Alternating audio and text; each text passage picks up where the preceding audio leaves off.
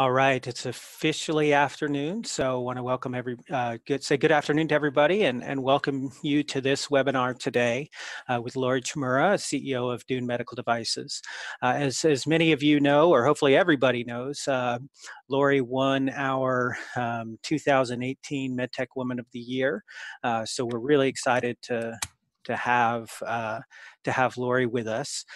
She followed Lisa Kudlatz last year, who was our winner from Halyard, now Avanos. So we're really excited to have these two wonderful leaders and women to have received these awards.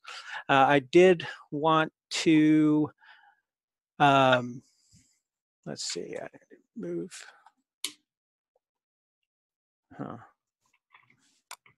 All right, there we go. I do want to make sure everybody is aware of the next webinar, which is in just a couple weeks on February 1st with Wendy Heckelman, she is a management consultant and has a really strong presentation on improving change agility. So, you know, how to work through change and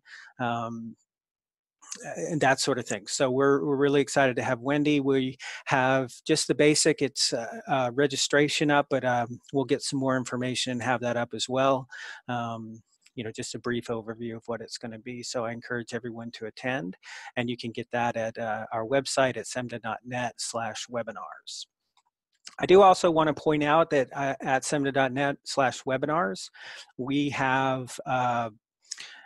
have all the past webinars up. So we have Hansa's webinar and the other is going back to last year's interview with Lisa. So please check that out. That's also, I can't scroll because this is a screenshot, but this is also where you can register for the webinars down a little bit.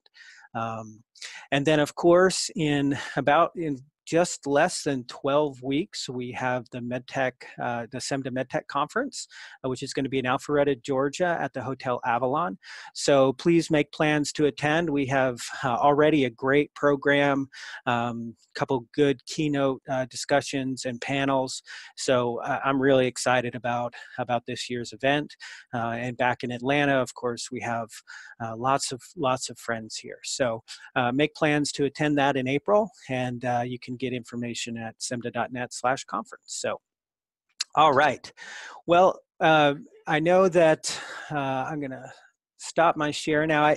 I know Lori is on, and I will, I'm going to turn on her video now.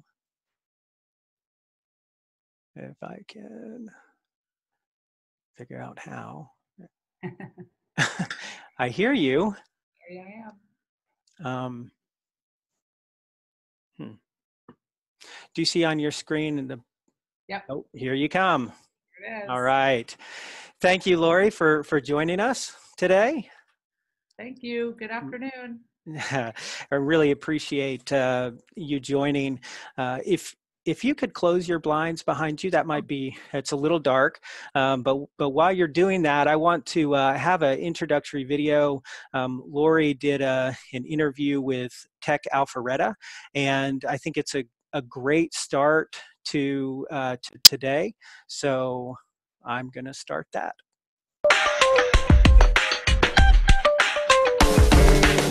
My name is Lori Chmura, and I'm the CEO of Dune Medical Devices. So 1 in 8 women are diagnosed with breast cancer. And of those, 60 to 70% have to undergo breast conservation surgery, which is to remove the tumor with a clear rim of tissue around it. Of that, 25% end up going on to have a second surgery because the cancer was not found the first time. At Dune Medical Devices, what we've done is we've pioneered technology that assists that physician in the operating room in real time to find all that cancer, to remove it, so that the woman can go on with her life thinking and recognizing that she's cancer-free. As the CEO, my job and my role is to be committed to making sure that the margin probe device is a standard of care for all women who are diagnosed with breast cancer. I do that by meeting with physicians, with patients, with advocacy groups, with the CMS, with the FDA, with our research and development engineers, and with people that want to finance our company. My passions are really healthcare. I mean, I would say that since I was young, I started out as a nurse, a critical care ICU nurse, and I discovered very early on that I can help people really through learning, through some of the things that I've done, help people in terms of from a medical perspective, from a psychosocial perspective. So I'm committed to that. I'm committed to strong healthcare. I'm committed to change. I'm passionate about ensuring that if there's an opportunity to change something, I'm going to get behind it and I'm going to change it. So we chose Alpharetta as our headquarters in order to capitalize on the fact that Alpharetta is now becoming known as the healthcare IT capital of the South. We felt that that was very important to be in an environment where we had access to great talent, great ecosystem and infrastructure, as well as to be in the company of some of the big players in town in medical devices and in healthcare. So at Dune, we are steadfast in our commitment to helping women undergoing breast conservation surgery avoid a second surgery. That's our number one commitment, making that a standard of care. From there, we want to capitalize on the technology which we developed and pioneered, and we want to bring that to other lethal cancers. We're already in process of developing our next technology, which is for soft tissue biopsy, which is where we're able to take our sensor technology, reconfigure it in an array that allows it to be used in situ, so inside the tissue. From there, the possibilities are endless. As a resident now of Georgia, from the company perspective, we also want to give back. And so we want to help Georgia in the area that we're also aligned with, which is helping women with breast cancer.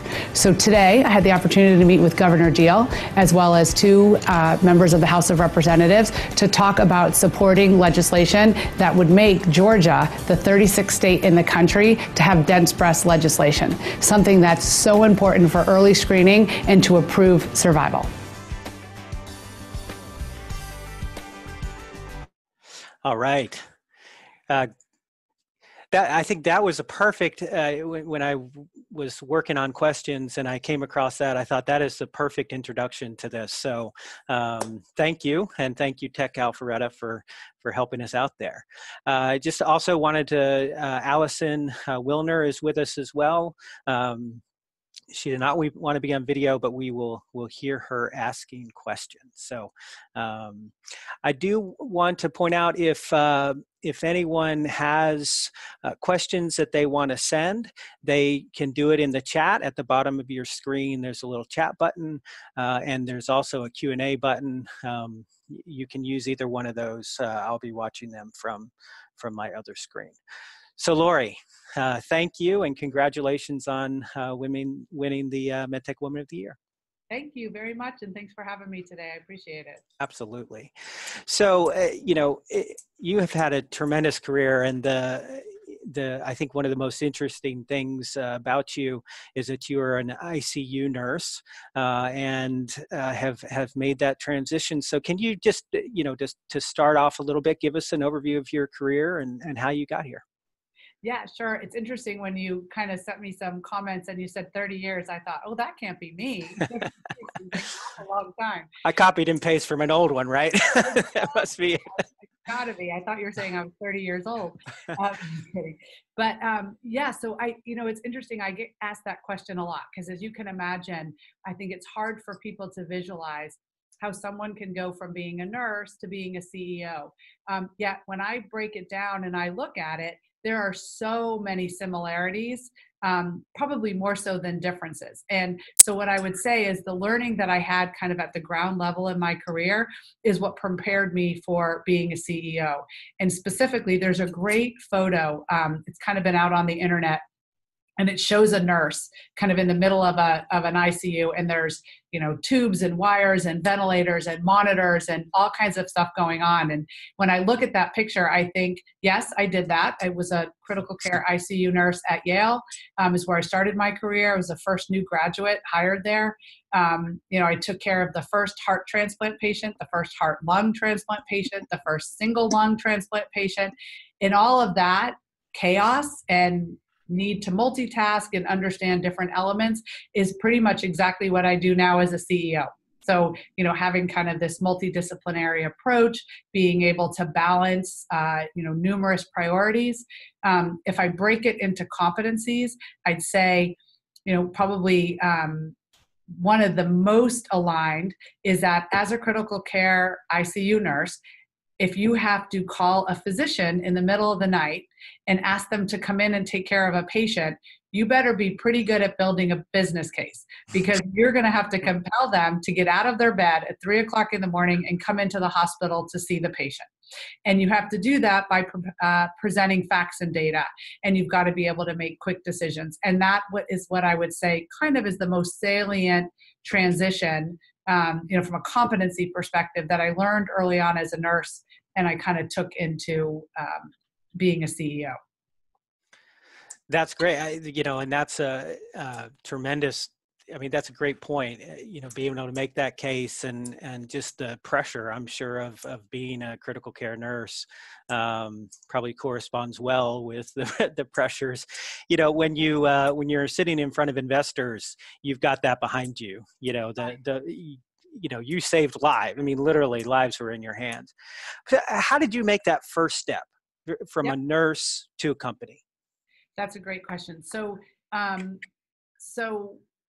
when I got out of college, as I said, I was the first new graduate hired at Yale in the cardiothoracic ICU.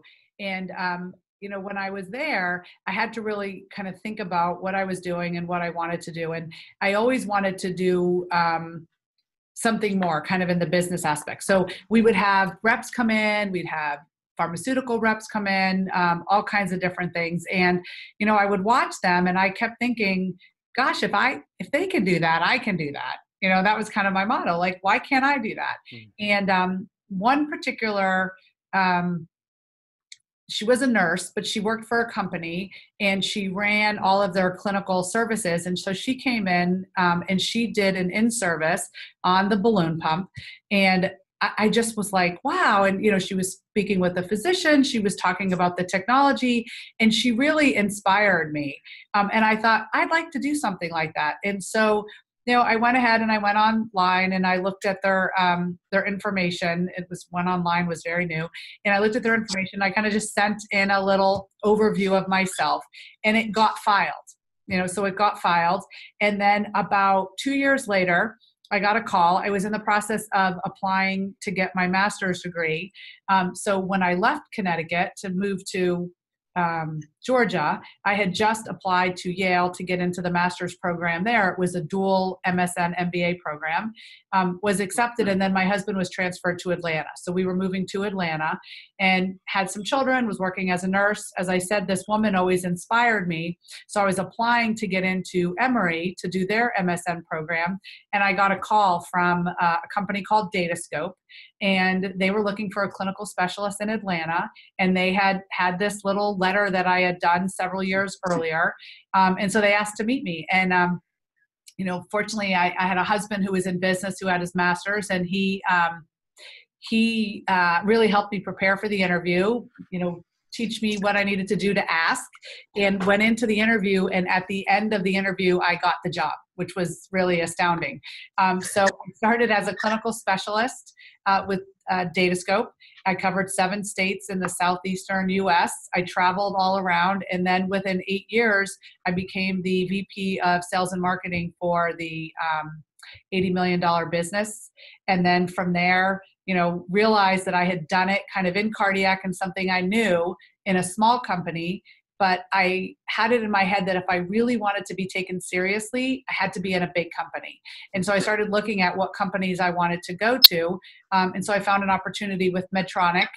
And so I moved over to Medtronic and ran the South Central region for corporate accounts for the CRDM division. That was about a $250 million business. And then from there, I went to and was recruited to a company called Covidien. And I was responsible there for sales and marketing for their $1 billion endomechanical business. And then from there, I ended up going to Johnson & Johnson, again, was recruited to help take over Cordis. So I was the general manager of the US for Cordis. We sold Cordis to Cardinal Health, and I thought, gosh, as I look back on my career, I'd been at all the big medical device companies. I felt like I really achieved a lot, and so I decided I wanted to go into the venture world. And so I found Dune, and really have been incredibly happy with this move. Yeah, that, going from the big company to a small company can be a huge adjustment, but it's certainly rewarding. No question about it. and it's very different. I think the one thing I would characterize specifically is in a large company, while you certainly contribute, you can think of the analogy as you're kind of on the Titanic going down the Mississippi River. You don't, you not really have to move that much, just kind of keep the course, whatever. Here at Dune, we're kind of like a small 14-foot center console in the middle of the Atlantic Ocean, and every day is kind of a different turn. So, you've really got to be thoughtful. You've got to be navigating. You've got to be looking ahead, and, the success and failure are really incumbent upon the decisions you make. Yeah, great. That's inspirational. And speaking of inspiration, we have a caller that, or an attendee that's from Ireland. I don't know if you saw that. So we're international now. We're the Southeast, medical device. So, yeah, one of the obviously, one of the big reasons we've started Medtech Women is at SEMDA is to support the women in the industry, and there are always unique challenges, particularly. So you've seen it all. I mean, all the way from care to the large company, and now to a startup. What challenges have you faced? Along the lines as a woman. Gosh, a lot. So, interesting statistic is there's only 24 women CEOs in Fortune 500 companies, and none of them are in medtech. Right, so there's none healthcare, but none in medtech. Mm-mm. So as you can imagine, I spent a lot of time working with a lot of men.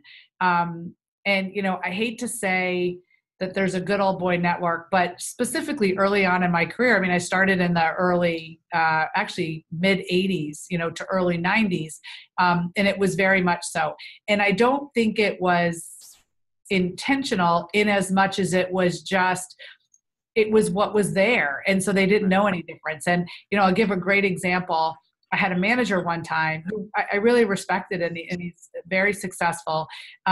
But we were in a one-on-one conference, and he actually said to me, Lori, I just don't know how to manage you. I just don't know how to handle you.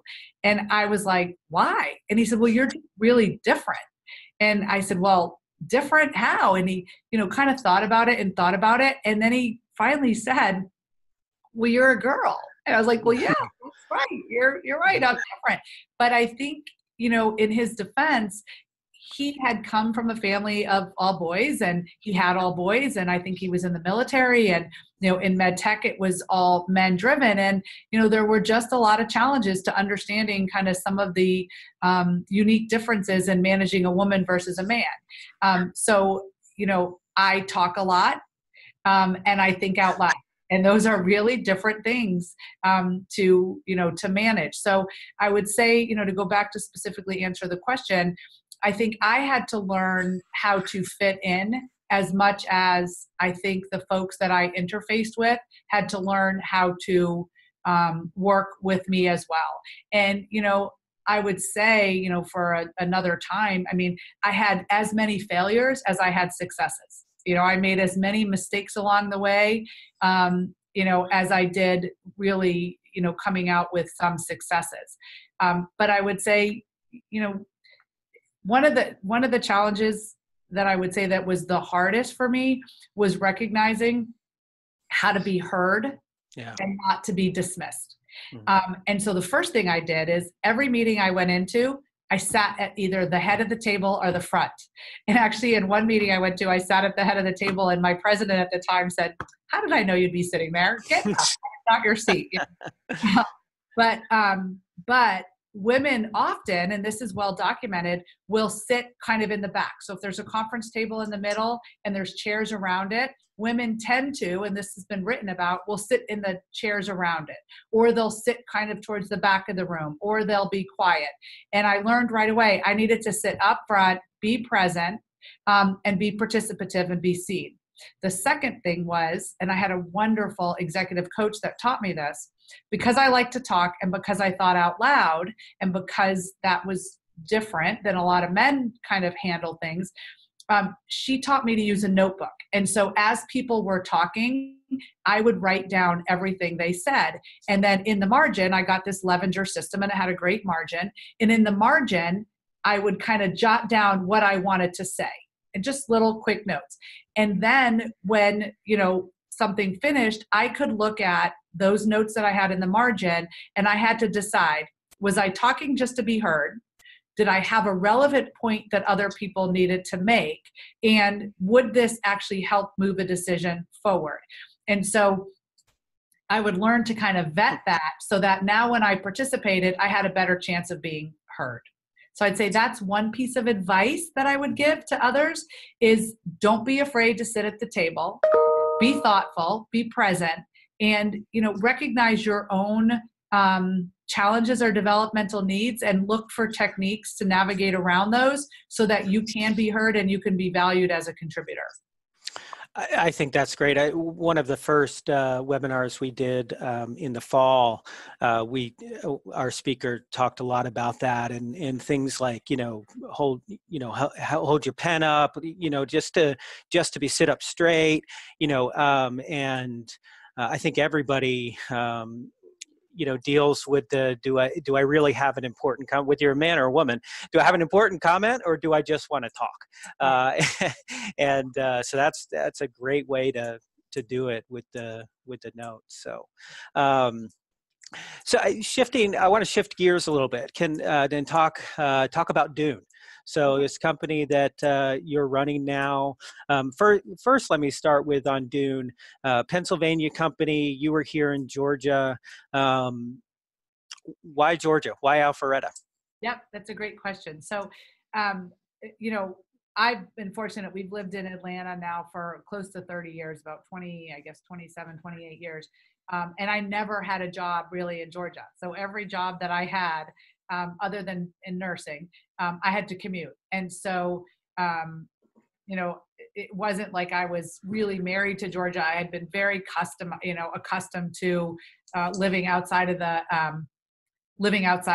the area that I lived. So, but what happened was when I joined Dune, the company is an Israeli startup company. So it was originally founded in Israel.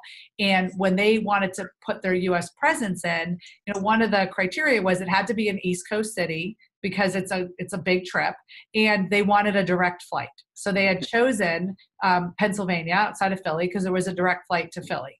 What I saw when I joined was that the infrastructure there where we were in the ecosystem really wasn't supportive to a small startup company. So we didn't have really good relationships. There wasn't a lot of opportunity for us to get, good talent. There's a lot of pharmaceutical kind of in that northern PA, New Jersey area, but really from a medtech perspective, there wasn't anything.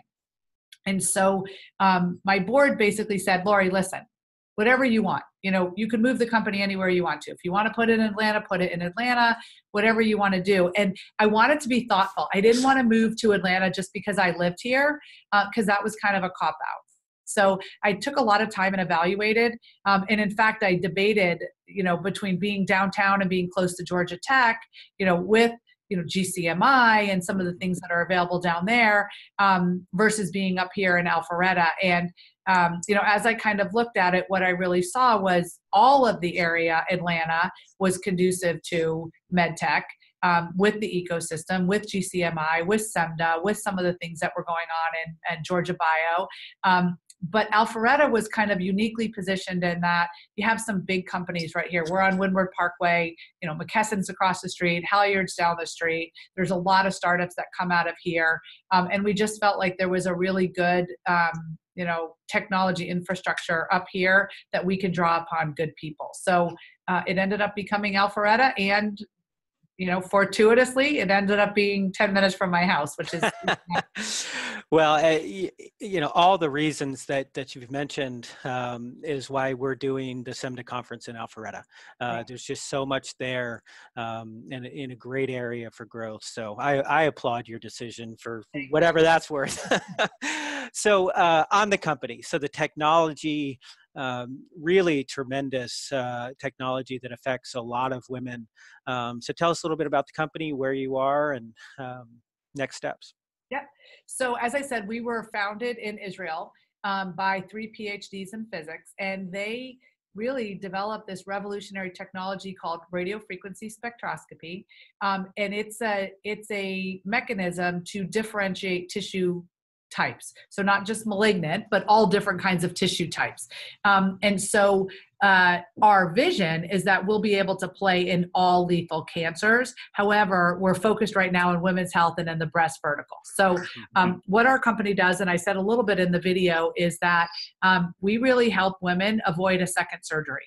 And that's what we do for right now. And we've got a tremendous amount of data to support that. We've taken care of now almost 17,000 patients, and that's in the US, Israel, the UK, and a little bit in Germany.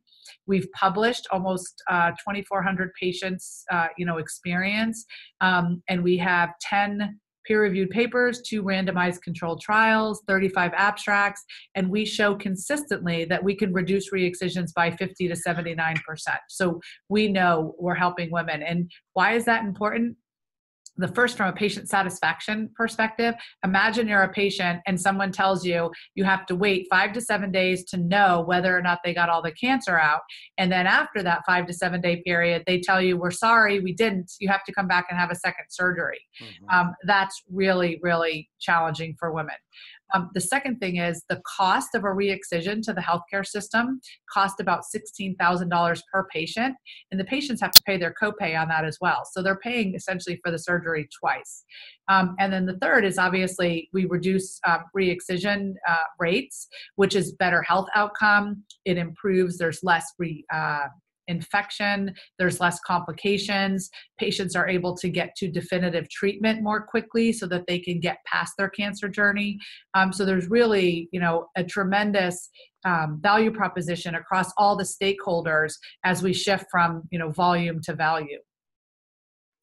Yeah, it is a great,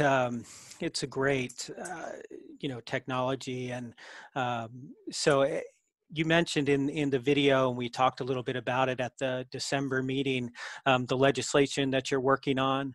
Can you tell us a little bit about that and the status there? Yep, that's great. So as many people may or may not know, dense breast tissue in women is an independent risk factor for cancer. And in fact, it has a 4-fold increase in women being diagnosed with cancer that have dense breast tissue, and 50% of women do have varying degrees of dense breast tissue. When you have density, it makes it very difficult for it to be diagnosed on traditional mechanisms. Many hospitals now, like St. Joseph's Hospital here in Atlanta, has now moved to all 3D imaging, so 3D tomography, just to help diagnose that. But it's sadly, it's still missed. So it's been in the past where the physician doesn't have to notify the patient that they have dense breast tissue. And so there's many cases in which happens is that a woman will have routine mammograms for 5, 10, 15 years, and then suddenly be diagnosed with late stage cancer, which we know survival rates on early stage cancers are 95, 98% in the breast. Late stage cancers, you start reducing your mortality to about 50%. So the first state in the country to have mandatory dense breast reporting and subsequent ultrasound screening, which is what you want, is Connecticut. And that was started by a woman by the name of Nancy Capello, who had a late stage diagnosis. And sadly, I'm going to probably cry, but she was helping us get this legislation in Georgia, and she got diagnosed with a secondary cancer from her first cancer and just died right at Thanksgiving. Oh my gosh. But she has pioneered this effort through her group called Dense Breast Advocacy, or RU Dense. And so what ended up happening is, long story short, we know that dense breast is a challenge. Our device also is challenged in dense breast, but we find more cancer in dense breast than we do in non-dense breast. And so we partnered with a group called Margie's Army. So Margie Singleton is a woman that I know very well, who had almost the exact same story as Nancy, and her cancer was missed after several years, diagnosed late stage. And so she and her army are working together with us, Dune, to get legislation in Georgia. We're now actually the 36th state came to be, so we'll be the 37th state. That legislation will be introduced next week and supported by the chairman of the Health and Human Resources Committee. And we're really excited because what that means for women in Georgia is if they have dense breasts, they will be told that they have dense breasts, and they will be given information about what they should do about that to ensure that they don't end up with a late stage cancer. Yeah, that's a great story, and I think legislation is really just the first step. I mean, it seems like that shouldn't be needed, but that's all right. You're getting it done, so appreciate it. I know Allison had some questions, so I wanted to see if she can join us. There we go. Hi guys, can you hear me? Yes, we can. Great. Hi. Hey, Lori, and congratulations again on this great win as the Woman of the Year. Well deserved. We're really excited for you. Wanted to just mention also that one of our young Medtech women professionals here in the Southeast, that's a good friend of mine, just this week has undergone a radical double mastectomy. And it just reinforces to me why we need more and more companies like yours, working on things like minimizing reinterventions, minimizing the need for highly invasive surgeries. And we're just so lucky to have you as part of our ecosystem. One of the things I wanted to just ask you about is, we have these women in our ecosystem, but we're all pulled in so many directions, and there are lots of different ways we can invest what little time we have into helping to grow our footprint as a medtech community and helping to develop the volume and depth of talent here. What advice would you give people about how we can get involved, how we can invest our energies and our time? I mean, obviously SEMDA is a great one, but I just wondered if you had any advice as to how we can get more involved in our own community to help develop and grow it. Yeah, that's a great question. I mean, I don't know if I could give specifics, but I think, SEMDA is a start. I think in this community, there's a lot. So you have Tech Alpharetta, you have SEMDA, you have Georgia Bio, you have WIT. It's really rich in opportunity. For me, what I do is I read a lot, and I'm constantly, looking at different things, reading the paper, going online, Googling different stuff. And if I see something that's interesting, I jump in, and I can do that, or I can work on that, or, I can help with that. So I would say start with those, because I think what you'll see and what I have found is the networking at the SEMDA meetings, at the Georgia Bio meetings, and meeting people. You're finding a lot of like-minded individuals who are really energetic and passionate about change. And what ends up happening is it becomes almost happenstance. You talk to someone and they're interested in something you are, and they've connected with a different group or organization, and you can jump right in and kind of get involved in that. There's also Healthcare Businesswomen's Association, HBA, if you're not familiar with them. They have a local chapter here in Atlanta, and they do a lot of projects and a lot of outreach. But what I really think, and all that, those are all kind of the quote unquote formal answers. But, one of the things that I've committed myself to from an early age is getting involved with the young people. I have 2 children. I'm blessed with 2 beautiful children and a, perfect husband.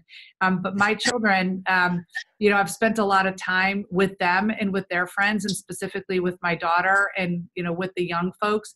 And, be a role model, talk with them, get involved with their activities. There's a lot of stuff going on with young folks. There's an organization called Sea Legs that does mentoring for young people. But that's where it starts, because your ability to impact kind of the next generation just helps all of us. And they really are so hungry for good role models who want to listen to them, who believe in them, and that can help them be successful. I want to get back to do a follow-up on the mentoring side, but I want to be sure to get to a question that we got from one of our participants today, who's interested in learning your experiences with the FDA, FDA strategy learnings, any pivots that's been required along the way. Yes. So we are a PMA product, which means that we have a lot of close interaction with the FDA. I was not with Dune when they got their original PMA, when we got our original PMA, but we are working right now on our post-approval trial. And so it's basically a repeat of the PMA. And what I would say from my experience here, as well as kind of more in an ancillary or leadership position with other companies, is get the FDA involved early. They are not the enemy. We have found really that they are incredibly helpful when you go to them to look to partner. So, and they will help guide you. I mean, they are not, especially now with the new administration, they're much more industry friendly. And they would just as soon help you to determine what are the best things to show in your study? What are the things that they're looking for? Because it makes their job easier as well.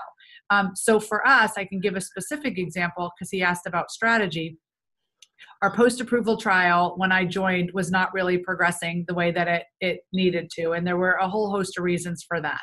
And so we were getting, letters from the FDA kind of giving us a hard time about it. And so, everyone had kind of a different idea of how they should approach it, one of which thinking that the FDA was not here to help us. But what we did is we actually went in, we asked them for a meeting, we brought one of our key physicians in with us, we brought our consultant in with us, and we went and sat at the table with them, and we spent about an hour, and we were brutally honest. We showed them what we were doing, we asked for their advice, and by the end of it, they were just so pleased with what they were doing. They worked with us to help us to amend things that needed to be amended. And we're back on track now and really in a good place for completing our trial. So I think the simple answer is work with them, not against them, bring them in early, ask their advice, and understand what it is that they need to be able to approve your product or device. Yeah, that's great advice. I mean, in my former life at AdvaMed, I know AdvaMed was really, really engaged with working with the FDA to improve kind of that interaction so that there would be more communication and requiring communication, which in some ways for small companies, it was annoying. But at the same time, it's really useful in the long run. So, and then along those lines, I know one of the things that I've hear all the time is folks get focused on the FDA and don't think reimbursement. So on the reimbursement side, is your coding strategy based on facility equipment pass or CPT or something else? Yeah. So it's CPT, and you're exactly right. And this, again, from a company perspective early on, again, with the founders coming from Israel, I don't think that they had an appreciation of how important reimbursement was. And so they opted not to pursue a reimbursement course. So we were a little bit behind the eight ball. So we have, we hired a wonderful VP of healthcare economics, Susan Turner, right here in town. And she's came from Hologic, so really understood the landscape. And we literally launched basically a 2-year, 18-month project to get a CPT code. So for us, it's CPT.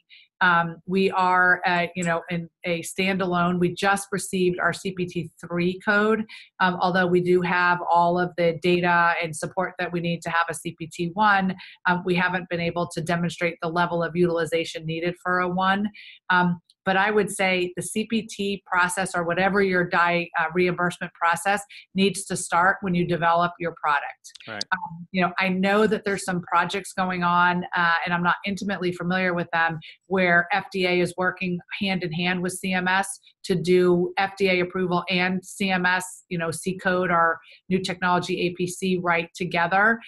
But I would suggest if you're an entrepreneur looking at launching a product, that you pursue those and look for what those avenues are.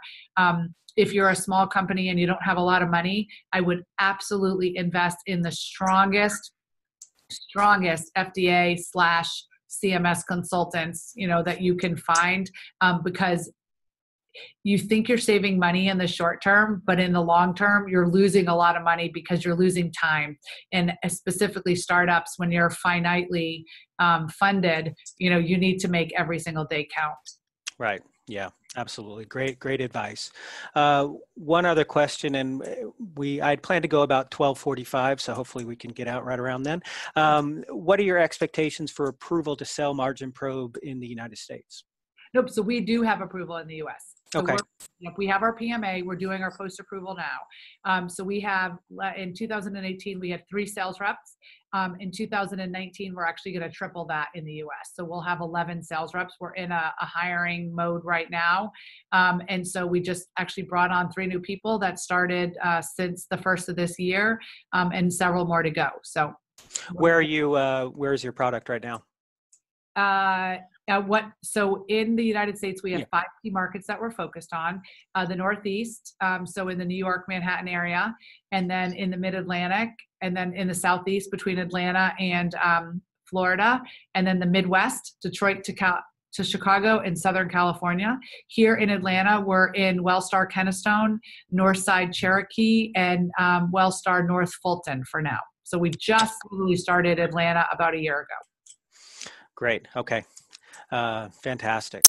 So as we finish up here, one of the big reasons that Tiffany wanted to launch Medtech Women is on the mentoring side.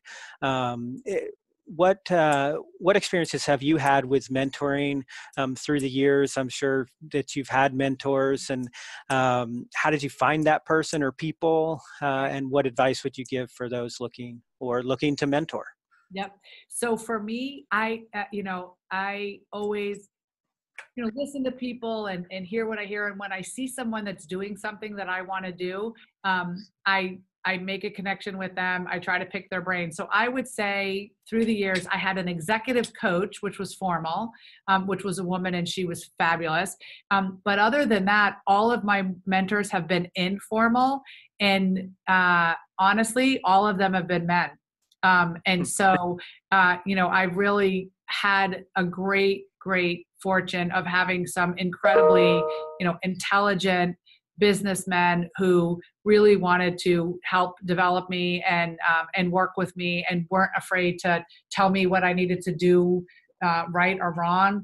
But honestly, if I had to say my number one mentor along the path of my business career, has really been my husband, because he challenges me more than anyone. So if he thinks I'm just, saying things like I'm making stuff up, he challenges me to that. He taught me how to give financial presentations. He's challenged me when I'm, giving talks. He's helped me be thoughtful about how I approach different things. He's called me out when I, make mistakes. And so really, he's just been a great, not only partner in raising our family, but really a mentor for me as a businesswoman, all along the way. He is on this webinar, right? He's listening, I think. But I'm sure that's not why you said all those things. No, not at all. All right. Well, any closing comments for our listeners or those that'll watch online afterwards? Yeah. So, thank you. First of all, thank you. It was a tremendous recognition, and certainly one that I'm humbled by. And it actually made me think, as I think all of us do, you start thinking, gosh, like, they don't really know me that well, like there's so many other things. But I think that what you guys are doing at SEMDA is fabulous. I've always been impressed with it. I wish I could be even more involved. But I would say to everyone is, have balance, choose your path, get involved with organizations, meet people, network.